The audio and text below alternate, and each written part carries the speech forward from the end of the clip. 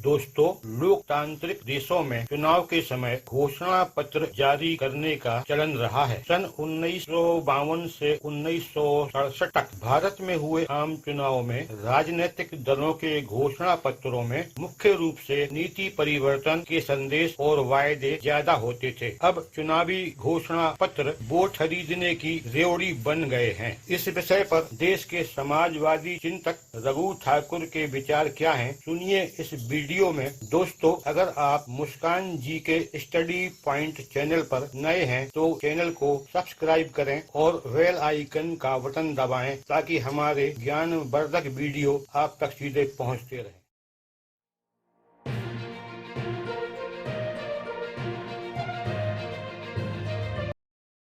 दोस्तों, समाजवादी चिंतक रघु ठाकुर ने अभी लोकसभा चुनाव 2024 के चलते राजनीतिक पार्टियों के घोषणा पत्रों पर अपनी चिंता जाहिर की है। रघु ठाकुर के विचार जानने से पहले यहाँ हम यह बताना चाहेंगे कि चुनावी रेवड़ियों पर अंकुश लगाने की कवायद पिछले कई सालों से चल रही है। मसलन, चुनाव के दौरान मतदाताओं को लुभाने के लिए राजनीतिक दलों द्वारा उन्हें बहुत कुछ मुफ्त में देने यानी चुनावी रेवड़ियां बांटने की घोषणाओं पर सुप्रीम कोर्ट ने गंभीर चिंता जताई। अगस्त 2022 में भारत की शीर्ष अदालत ने सरकार, नीति आयोग, वित्त आयोग, भारतीय रिजर्व बैंक और अन्य सभी हितधारकों को इस गंभीर मसले पर मंथन करने और रचनात्मक सुझाव देने को कहा। कोर्ट ने यह भी कहा कि चुनाव आयोग या केंद्र सरकार यह नहीं कह सकती है कि वे कुछ नहीं कर सकते हैं। तत्कालीन प्रधान न्यायाधीश एन.वी. रमणा, जस्टिस कृष्ण मुरारी और जस्टिस हिमा कोहली की पीठ ने इस मुद्दे से निपटने के लिए सरकार को उपाय सुझाने को लेकर एक विशेषज्ञ पैनल गठित करने का आदेश देने का संकेत दिया।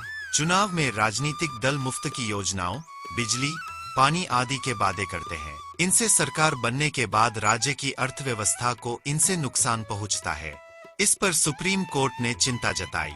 तत्कालीन chief justice N V. Ramana, justice Krishna Murari और जस्टिस हिमा कोहली की बेंच ने कहा कि निर्वाचन आयोग ने इस मसले पर पहले कदम उठाए होते तो आज ऐसी नौबत नहीं आती। आज शायद ही कोई पार्टी मुफ्त की योजनाओं के चुनावी हथकंडे छोड़ना चाहती है। सुप्रीम कोर्ट ने केंद्र सरकार और चुनाव आयोग को निर्देश दिया कि वह वित्त आयोग, नीति आयोग, रिजर्व बैंक, ला कमीशन और विभिन्न दलों के प्रतिनिधियों संग बैठक करे, विशेषज्ञ कमेटी के प्रारूप को लेकर सुझाव दे। सुप्रीम कोर्ट के इस रवैये के बाद निर्वाचन आयोग ने सक्रियता दिखाई या यह कहें कि सक्रियता दिखाने का नाटक किया। तब की मीडिया रिपोर्ट के अनुसार चुनाव के दौरान राजनीतिक दलों के बीच बढ़ते हवाहवाई एवं लोक लुभावन वादों को लेकर चुनाव आयोग का रवैया सख्त हो गया है। इस बाबत आयोग ने सभी राजनीतिक दलों को आगाह करते हुए खत लिखकर कहा कि वे जो चुनावी वादे करते हैं उसे पूरा करने के लिए धन का प्रबंध कैसे करेंगे, इसकी स्पष्ट जानकारी दें। चुनाव आयोग ने अपने खत में राजनीतिक दलों से कहा कि चुनाव घोषणा पत्र बनाना उनका अधिकार है, लेकिन उन्हें यह बताना पड़ेगा कि इसके माध्यम से उन्होंने जनता से जो भी वादे किए थे उसको कितना पूरा किया। इन वादों की व्यावहारिकता क्या है, राजस्व के लिहाज से क्या वे केंद्र या राज्य में पूरे हो सकते हैं। आयोग ने अपने खत में राजनीतिक दलों से कहा कि मतदाताओं का भरोसा सिर्फ इस आधार पर ही जीता जाना चाहिए कि जो वादे वे कर रहे हैं क्या उन्हें पूरा कर पाना संभव है, क्योंकि खोखले वादों के दूरगामी परिणाम होते हैं। दोस्तों, अब सुनिए समाजवादी चिंतक रघु ठाकुर के विचार।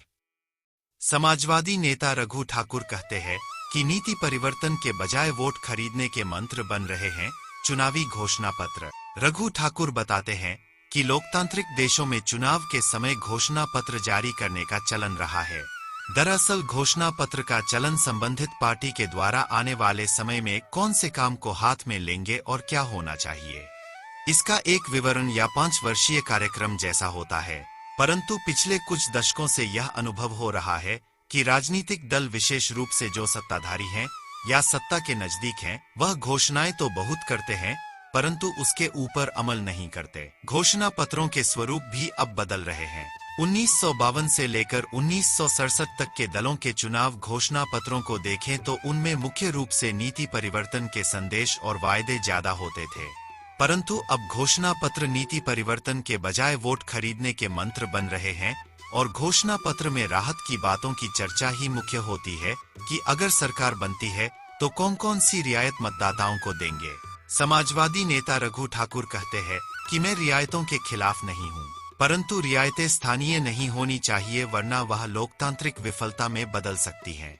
रियायतें एक अस्थायी संक्रमण व्यवस्था हो जो आमजन को समर्थ बनाने की अवधि के बीच की मदद हो, परंतु आमतौर पर दलों का लक्ष्य स्थायी विकलांगता पैदा करना हो गया है, यानी समर्थ न बनाकर निरंतर कमजोर रखना तथा मदद के नाम पर वोट हासिल करते रहना एक स्थायी रणनीति बन गई है।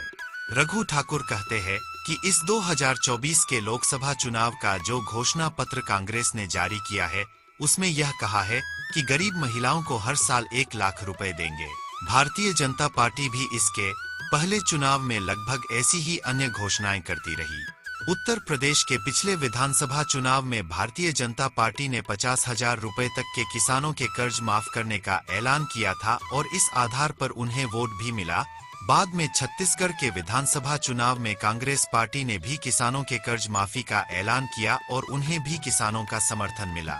पिछले लोकसभा चुनाव में भारतीय जनता पार्टी ने भी यह वादा किया कि हम हर किसान को साल का 6,000 रुपए किसान सम्मान निधि देंगे और किसान उनकी ओर कुछ उन्मुख भी हुए। कुल मिलाकर स्थिति यही है, प्रत्यक्ष रूप से या अप्रत्यक्ष रूप से कुछ राहत के नाम पर रुपयों का लालच देकर पार्टियां वोट खरीदती हैं। प्रत्याशियों के द्वारा व्यक्तिगत तौर पर मतदाताओं को आर्थिक लाभ पहुंचाना या कोई सुविधा देना चुनावी कानून की दृष्टि से अपराध है और इस अपराध के लिए उनके चुनाव भी रद्द हो सकते हैं। परंतु राजनीतिक दलों के द्वारा घोषणा पत्र के नाम पर यह थोकबंद खरीद चुनावी अपराध नहीं मानी जाती। सार्वजनिक रूप से ऐलान करके इस प्रकार से मतदाताओं को ललचाते हैं और वोट लेते हैं। रघु ठाकुर कहते हैं कि घोषणा पत्र जारी करने की प्रक्रिया में एक और परिवर्तन आया है कि आमतौर पर पार्टियां बगैर किसी सामाजिक और आर्थिक आकलन के घोषणा पत्र जारी करती हैं। 1952 के बाद लगभग 2-3 दशकों तक पार्टियां जो घोषणा पत्र जारी करती थीं, उनके पीछे एक उत्तरदायित्व की भावना तथा वस्तुपरक आकलन होता था कि वह घोषणा कैसे पूरी कर सकेंगे जिनके लिए वे जरूरी मानती हैं। क्या देश के आर्थिक हालात इसके लिए समर्थ होंगे? मुख्य रूप से उनके चुनाव घोषणा पत्र में नीति निर्माण के ऊपर जोर दिया जाता था। रघु ठाकुर कहते हैं कि अब पार्टियों के जो घोषणा पत्र जारी हो रहे हैं, वह इतने लंबे चौड़े हो रहे हैं कि उन्हें याद रखना जनता को तो दूर, पार्टी के नेताओं को भी याद रखना संभव नहीं बचा है।